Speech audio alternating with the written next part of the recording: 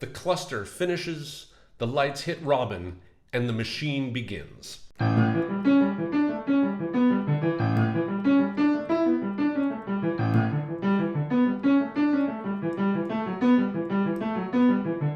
For the next 98 measures, which is about 3 minutes and 45 seconds on the record, though it's actually longer in the show, some instrument is playing on every single 16th note of every single measure. In music terms, that's called a Moto Perpetuo. The most famous of all of these is Paganini, his Opus 11, which is unlistenable. And Ravel also wrote a very famous one at the end of his violin sonata. But in the 1960s and 70s, the minimalists showed up, and they wrote a lot of stuff that is also considered Moto Perpetuo. Lots of just endless streams of 16th notes or 8th notes going on for a fairly long period of time. For a theatrical composer, the problem with a Moto Perpetuo, the problem with a machine, is that it doesn't have any tension. It just goes. And for a storyteller, tension is one of the best tools I have. So what I want to talk about today is how I throw tension back into the machine. So let's look at the first 4 measures underneath the vocal here. Even though there are constant 16th notes being played, I'm doing my best to create a different rhythmic energy, and one of the ways I'm doing that is by throwing a lot of different accents at it. You can hear all those going by. But it's this turnaround at the end of measure 4 that I really love, this place where we go outside of the key just for that one beat to keep your ears from getting too comfortable. Another thing I love about these first 4 measures is that even though it's an entirely monophonic texture, I manage to suggest what the harmony is. And I love when I can do something like that. I do it also at the beginning of the Bridges of Madison County.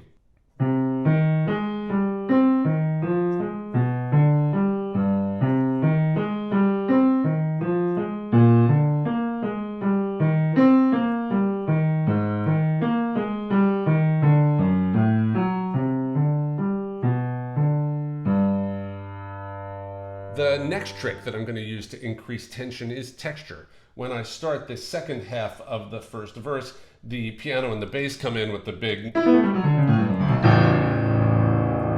then the violin is going to start doubling certain key accents in that 16th note pattern. Then in the chorus, we get to one of my favorite tools for increasing tension, which is rhythmic cycling.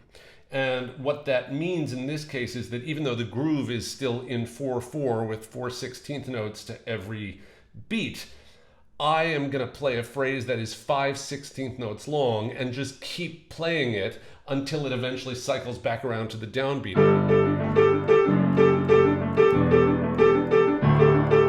One of the first times I ever got to do that in musical theater was in the bridge of King of the World.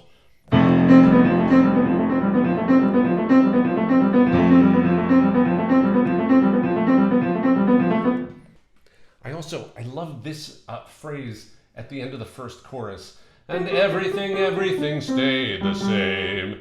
We're in A, but it's like the machine has pushed Robin off course. She doesn't even know tonally where she is, so she's ended up in C. And then the machine comes back to set her right again. So the first verse and chorus is about Aubrey Bernard. That's 1946. Then for the second verse and chorus, we jump ahead 16 years to 1962, and we meet Conrad O'Brien.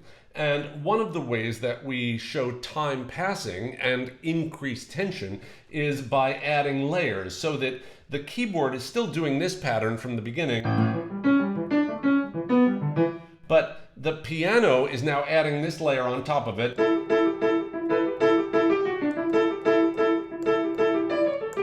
And the bass is now playing a groove underneath it.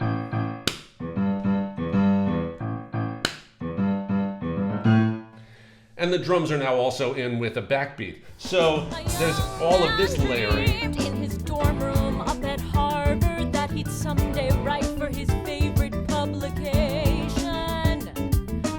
And then once once we get past the first 8 measures of that, the piano layering actually gets even more intense.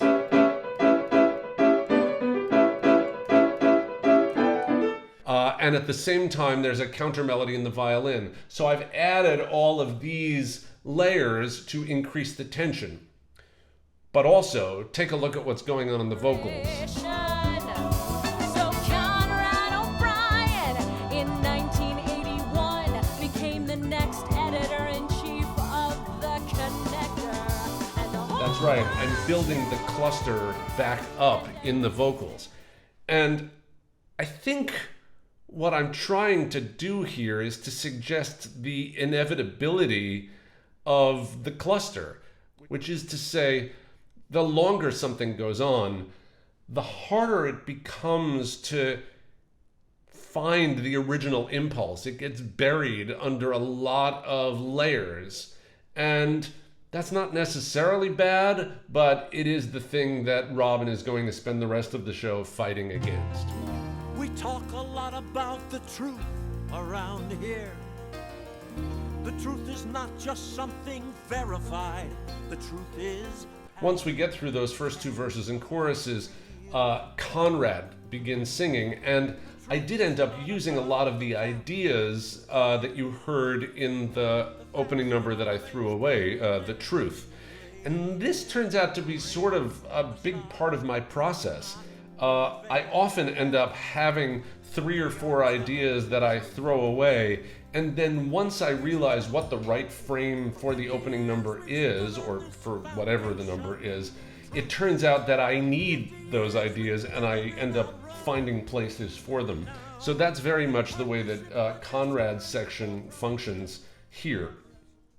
One last little thing. This is the way that the piece ends on my demo.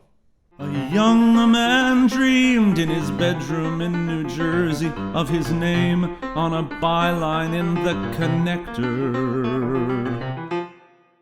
That's actually how it ended for the first several previews at MCC when we did it here in New York. Just a quick cut right from the end of it to Ethan stepping forward and saying, "Hi, I'm Ethan Dobson," to Robin. On a storytelling level, I really like it when that happens, just this idea of not waiting for applause, but just getting going with the story. But I could tell from where I was sitting up in the orchestra loft that the audience wanted to applaud. And even though the number was never going to be like a big applause-getting number, I Love Betsy is meant to get a lot of applause, this was never meant to do that. But I felt like I had to give the audience the release, because otherwise they don't get to applaud until the end of the next song, which is almost 15 minutes into the show. And there's a strange kind of tension there. This is a time where I actually want to release the tension that's happening, because the audience doesn't know, are they allowed to participate? Are they allowed to be a part of the storytelling? And I think the audience is part of the storytelling, and they should be. And so you have to pay attention to that and pay attention to what you feel coming back from the audience. What I felt very clearly is that they wanted to acknowledge the cast, they wanted to acknowledge the music, they wanted to be part of it, and that is how we came up with this very unambiguous ending of the song. Name on a byline.